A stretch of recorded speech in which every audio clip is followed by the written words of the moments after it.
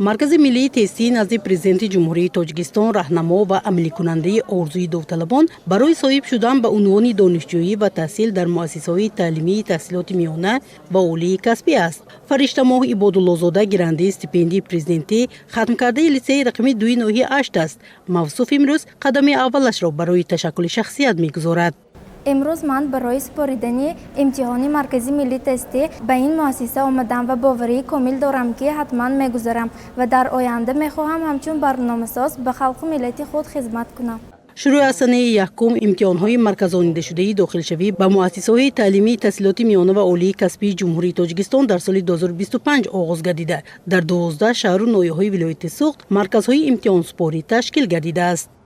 در ولایت سوخت در گروه اختصاص‌های یکم امتحان‌ها برگزار کرده شده است که 3740 نفر داوطلب در امتحان اشتراک دارند.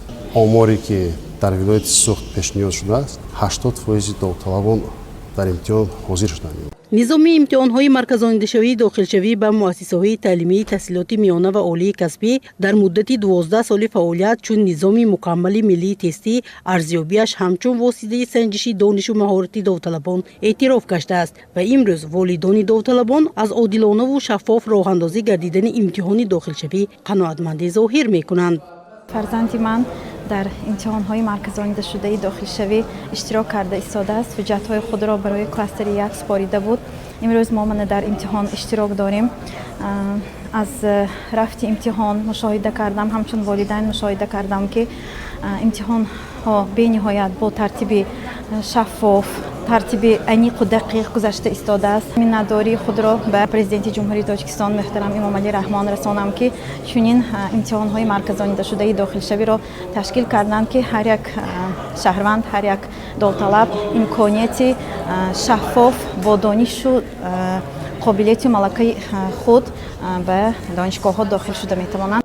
بنا به اطلاع در حدود شهر و ناحیه‌های کشور در 47 مرکز امتحانی 1260 سیمخانه برای سپردن امتحان آماده کرده شده. رفت امتحان سپاری طریق آنلاینی زیر نظارت گرفته شده است. مثلا در زمینه 5 مؤسسه تعلیمی شهر خوجند، مکتب تحصیلات میانه عمومی رقمی 2 19 23 24 و مکتب برای خوانندگان بالایقت سیمخانه‌ها مطابق به طلبات مرکز ملی تستی نزد پرزیدنت جمهوری تاجیکستان آماده کرده شده است. 24 синфхона барои қабули давталабон омода карда шудааст.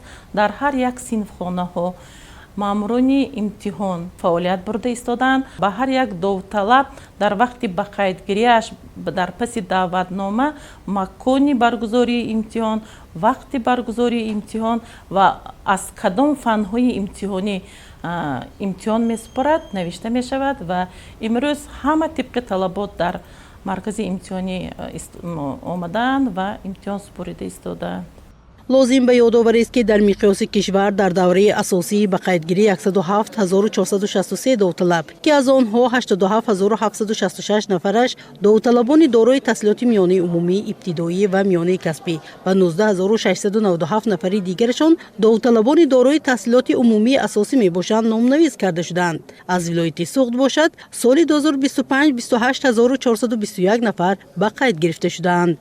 در امتحان‌های مرکزانیده شده سال 2025 از سنه 1 ایول تا 7 ایول برای سپاریدن قسم A امتحان‌ها برگزار می‌شوند. سنه 2 ایول باشد برای گروه اختصاص‌های طبی و تکنیکی. سنه 3 و 4 ایول باشد برای گروه اختصاص‌های 3 فیلولوژی، پداگوژی و صنعت برگزار کرده می‌شود. سنه 5 ایول برای داوطلبانی که گروه اختصاصی 4 یعنی جامعه شناسی و حقوق را انتخاب کردند. سنه‌های 6 و 7 باشد برای داوطلبانی که گروه اختصاصی 5 یعنی طب، بیولوژی و ورزش را انتخاب کردند. امتحان‌های مرکزانیده شده برگزار می‌گردد. سنه 8 و 9 امتحان قسمی B برای ختم کردگان صنف 9 برگزار می‌گردد.